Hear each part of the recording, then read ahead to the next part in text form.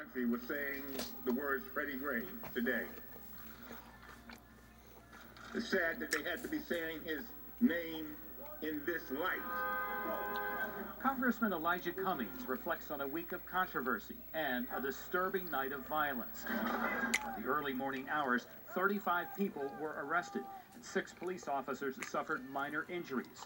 So tonight the mayor and faith leaders are calling for calm. But we cannot and will not let a minority of incendiary individuals exploit the honorable intentions of those trying to exercise their rights. A family lost their son. My mind. And with Freddie Gray's funeral less than 24 hours away, Cummings says the public now needs to focus on his grieving family. I did not come here to ask the public to be respectful of the family. I've come here to beg them to. My mind. These leaders say they will continue working with Baltimore's police department for reform. So when working through this process, we don't want our community destroyed. We don't want anyone hurt. We don't want another Freddie Gray to happen. Now, this Friday, city police are expected to complete their investigation into Freddie Gray's death, and the Department of Justice is also conducting its own probe. John Rydell, Fox 45 News. Thank you, John. Yesterday started out peaceful, but tensions mounted throughout the day. Here's a recap of how protesters unfolded across the city.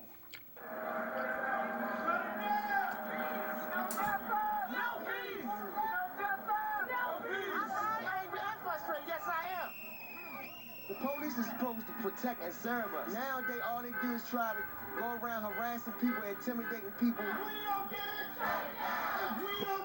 I think the protests have been going well. We have had people out expressing their anger. They're not coming to start trouble. How about if you let us arrest those police officers? There have been no incidents. We gonna shut it down! Of course, there's no trouble, and there wasn't ever going to be trouble.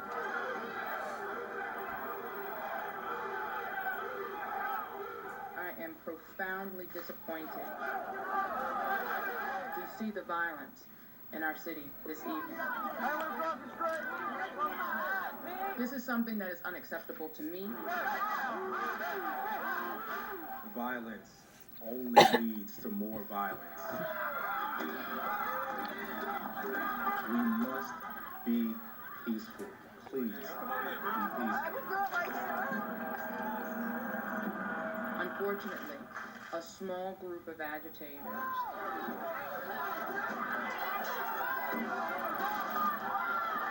intervened and turned what was otherwise a peaceful demonstration into a violent protest. Now is a time of calm, for peace, and for prayer. Well, the day after violence and looting broke out in Baltimore, today was about cleaning up. Amber Miller visited downtown where business owners were forced to board up their windows. Saturday afternoon, a march to City Hall ended with a peaceful national rally. We're here to wake up Baltimore City! But what happened just a short time later turned the situation completely on its head. I just saw people grabbing stuff and running out of the stores in the mall down at the gallery.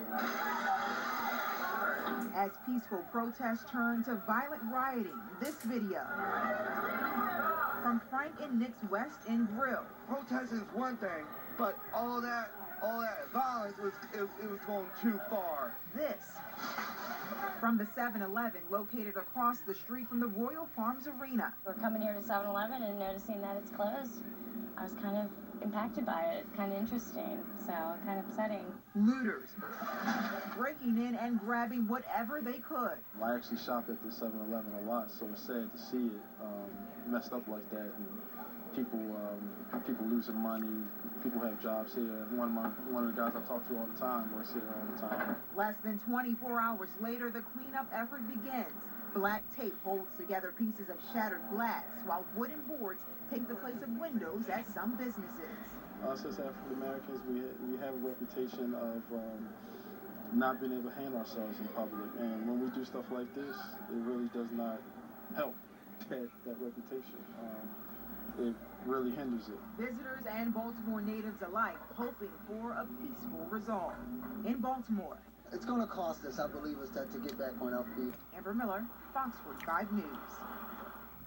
Well, at Kenton Yards today, things were back to normal. Fans watched the Orioles play the Boston Red Sox once again, but it, of course, was a very different scene last night. Fans were forced to stay inside the ballpark because of the protests and some violence going on outside the stadium. People we talked to today say they weren't concerned about more violence today.